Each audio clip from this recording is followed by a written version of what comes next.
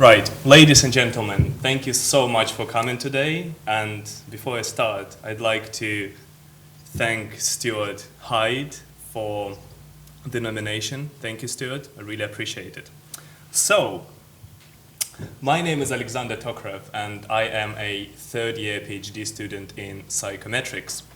I am very happy to stand here today in front of you, and recently, the publication that I'm about to present you has been accepted into one of the top-tier psychology journals, which is a journal of abnormal psychology. If you want to see it, please, you're more than welcome to. Right, the title of my publication is Leader Dark Traits, Workplace Bullying, and Employee Depression, Exploring Mediation and the Role of the Dark Core. Well, with a little bit less of jargon, we really investigated the effects of specific negative leadership styles on employee psychological well-being, and we really tried to also investigate the mechanisms through which these relationships may operate. So let's begin. Now, historically, leadership-based research has focused on the bright side of leadership. But I would say that in the most 20 years or so, there's been a shift, and there's been an uprising in the interest in the negative aspects of destructive leadership. So to give you a brief idea of what destructive leadership is, it's mostly understood through such behaviors as being aggressive, authoritarian, being selfish, and manipulative.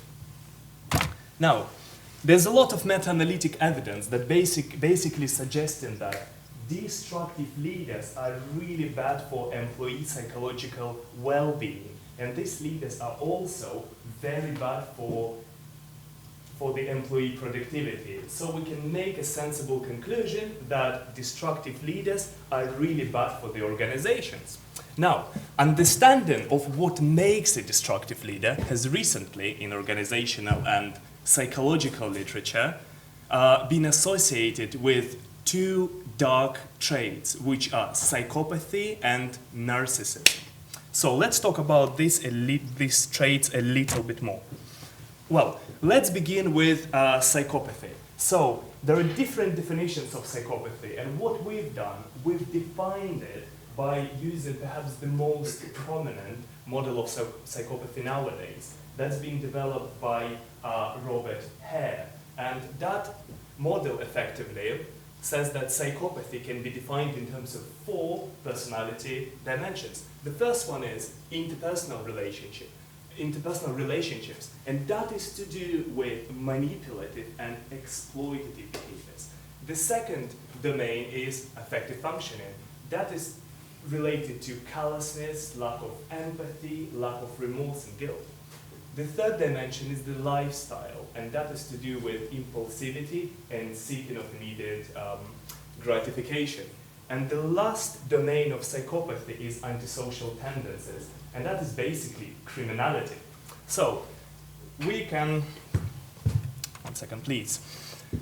So similar, we can define narcissism as a constellation of several personality characteristics, and those are entitlement, where you feel that you deserve everything more than anyone else. Also grandiosity, where you think that you're better than most people. Self-love, self-enhancement, and also need for admiration. Now, what we know today is that leader psychopathy and narcissism are related to reduced employee psychological well-being. And in the UK, for the UK economy alone, annually, that is associated with around £105.2 billion. So there's a lot of money involved in this problem. So, given these huge costs to the economy and organizations, we really want to understand the relationship between psychopathic and narcissistic leadership styles and employee psychological well-being better.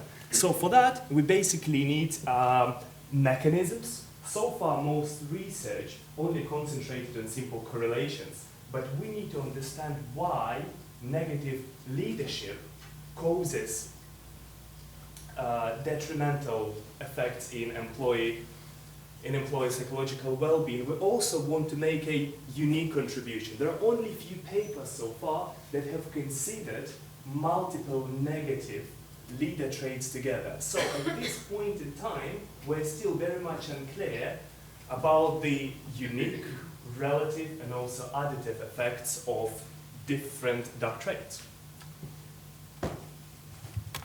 Now, in addition, there are also two common and notable limitations of past research. The first one is almost all data are based on self-report, and that is a huge problem. If you ask a psychopath if he's a psychopath, he will probably say no, would you? Right? And that basically also is applied for narcissism. These people do lack self-awareness, and those who don't, they're very unlikely to be honest about themselves. Another issue in the past research is related to the measurement problems. So, past research used primarily psychometrically poor measures and also a number of narrow measures that omit important content. So, to make an extension to the literature, we have proposed a conceptual model in which we're building up on the extant knowledge in multiple directions. So firstly, we're including both narcissism and psychopathy together in a common model, in the same model. We're also, unlike most research, using a specific measure of employee psychological well-being, and we're testing depression. Finally, we are proposing a mechanism through which these negative leadership styles can cause employee depression. And we believe that it is effectively workplace bullying. So you may ask, why? What is it about workplace bullying that makes narcissistic and psychopathic managers, through which narcissistic and psychopathic managers effectively cause employee depression? Recent research has shown that around 75% of all workplace bullying is perpetrated by organizational leaders. And that is why we believe that bullying is one of the key components in this model. We know that psychopathic and narcissistic managers use a lot of verbal and also physical bullying on their employees. So what we feel is that if employees are bullied enough times, they will feel depressed. Simple as that. So at this point, at the point when we were doing this research, we were not exactly sure if bullying is the only mechanism or there could be possibly other mechanisms through which these narcissistic and psychopathic managers can cause depression. So we've tested a largely exploratory model. Now, a key point in our research is that we have effectively asked employees to rate personality of their managers, and that is how we've avoided the problem of self-report or self-reported measures of narcissism and psychopathy. Furthermore, employees have reported on their level of bullying in organizations, and also they gave self-ratings of depression. Now, this is the conceptual model that we were testing, and this is the first conceptual model to be tested with these variables in organizational context.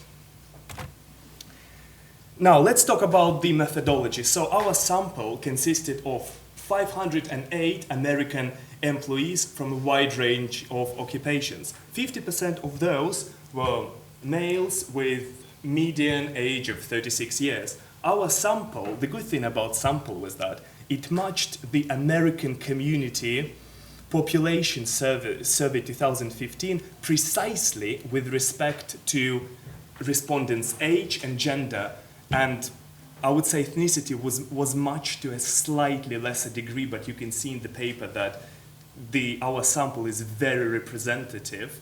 Is very closely representative to the American to the American working population.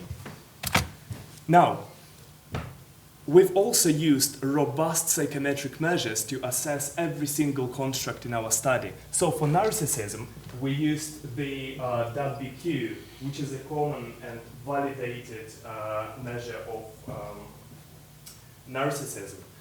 For psychopathy, we really needed a short and then theoretically salient and psychometrically robust scale that was suitable for other raters. But the problem was there was no such scale during the time of when we began our research. So basically, based on the correspondence of construct definitions, we used shortened versions of other scales, of other psychometrically robust scales, to devise our own measure. So manipulativeness and callousness were measured by the CAT-PD. Conduct problems were also measured by the WBQ, and impetuousness, which is effectively psychological jargon for impulsivity, was measured by Hughes' 2014 scale. So this scale had 20 items in total. We measured bullying by using the negative acts questionnaire revised version, and that is a very robust, psychometrically robust measure.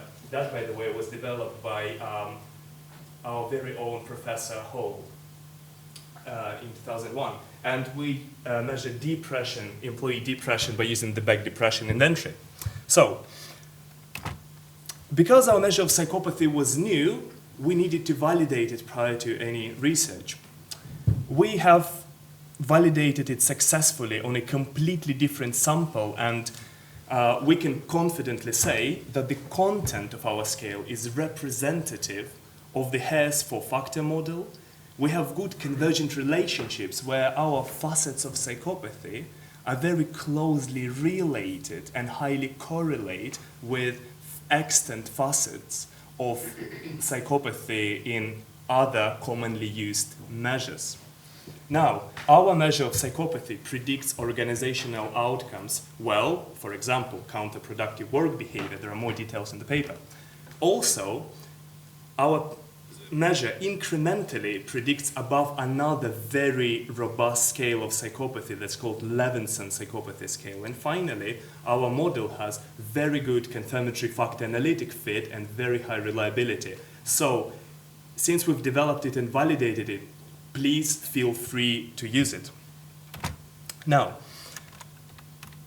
let's talk about the analytic strategy. So, we effectively began by examining unidimensionality of every single construct that I've just explained. And that was really done to ensure that each scale really conforms to its expected factor structure. Then we put all of these constructs together in the overall measurement model. And after that, we've proceeded to test a number of structural models. Actually, do that. Okay, a little bit more methods. So we conducted all of our analysis in M+ version 7.4. We used confirmatory factor analytic modeling and structural equation modeling. We measured, we assessed model fit by using CFI, TLI, and RMSA, which are probably one of the most commonly used and the most robust measures of model fit. We estimated our parameters with weighted least squares with adjusted means and variances. And again, I'm not going to go into technical detail. You're free to ask me about it if you'd like. But it is to do with the simulation studies that basically suggested and recommended it as an optimal estimator for latent variable modeling when your manifest or observed variables are ordered categorical. That is, they're measured on a Likert scale, let's say from 1 to 5 or 1 to 7. Now, let's go to the results. So the first stage of our results was simple. Each individual CFA model for every single construct showed adequate statistical fit. That helped us to proceed further to put this construct together into an overall measurement model. That model also showed a good fit, which effectively gave us a green light to test structural models. Now, we'll have to talk a little bit more about the results. So the conceptual model that you've seen now has all of the results, and let me quickly talk you through it. So effectively, psychopathy had a positive and significant effect on workplace bullying, something that we would expect because psychopaths tend to bully people verbally and physically. Then bullying had a significant positive effect on employee depression, again meaning that the more bullied somebody is, the more depressed they're likely to be. Then there was no direct effect from psychopathy to depression, suggesting that bullying may probably be the single or one of the most important mechanisms through which psychopathic managers affect employee depression. Now, one of the interesting results was that narcissism or managerial narcissism was unrelated statistically to workplace bullying. If we look really carefully at the model, we'll quickly realize that that might probably be caused by the simple fact that narcissism and psychopathy are very highly correlated with one another. Not to use technical jargon, but they're multicollinear. They correlated at 0.80. So what it really means is that the fact that narcissism is unrelated to bullying is probably a statistical artifact. And the way we showed it was very simple. We effectively tested the next model in which we had narcissism but no psychopathy. And we've come up with the results basically showed a fully mediated model with good fit. And in that model, narcissism had a significant effect on bullying, and bullying had a significant effect on depression. So we do know that narcissism is also important in the organizational context. So, when modeled concurrently with psychopathy, narcissism is a non-significant predictor, but when it's modeled on its own, it becomes statistically significant. So, these results, theoretically, are in line with suggestions that the negative effects of the dark traits are due probably to the shared components or the shared core that in psychology people call the dark core. And we've investigated that possibility further as well. So we have come up with we fitted another structural model in which we operationalized the dark core in terms of both psychopathy and narcissism. And finally, we've seen that the dark core has a positive and statistically significant effect on bullying, and bullying then, in turn, has a statistically significant and positive effect on depression. And that is how we try to show that it is the common core between these two constructs that effectively causes, I will say, is associated with bullying, because this is cross-sectional data, after all. So, now, what we've done next, we've decided to also try to test a number of alternative models. And the logic was very simple. So what if we got it all wrong? What if the causation goes the other way around? So we tried to fit a number of reverse causation models, but those basically showed reduced fit and also variance explained in workplace bullying was substantially reduced, 19.6% versus 41%. I would say this kind of supports directionality of our effects, but before you start shouting and screaming and saying that this is cross-sectional data, I'd like to say that we fully acknowledge that our research is based on cross-sectional design, and therefore, to make any solid and valid conclusions about reverse causation, we really need to collect more longitudinal data. And that, we believe, is effectively an avenue for further research. So, in conclusion, in our cross-sectional study, results do suggest that in the most plausible model, the effects of managerial narcissism and psychopathy on bullying are probably accounted for by a common core that we call the dark core. Then, the effect of that common DACO on depression are fully mediated through workplace bullying, and there's very little evidence of any direct effects, suggesting that probably bullying is the only mechanism, which is interesting in itself. Now, limitations. Well, first, of course, employees rated leader personality, and that in itself bypassed salient concerns regarding self-report bias. But we have to be honest, single data source does inflate our estimate due to the common method bias. Second, our data was collected at a single point in time, and that in itself precludes any firm conclusions regarding the nature of causality. So our research is only suggestive. And as for the future research, I'd like to say that we should really build upon our findings, but we need to utilize data that is multi-source, more objective, and also collected longitudinally. Thank you, and I welcome your questions.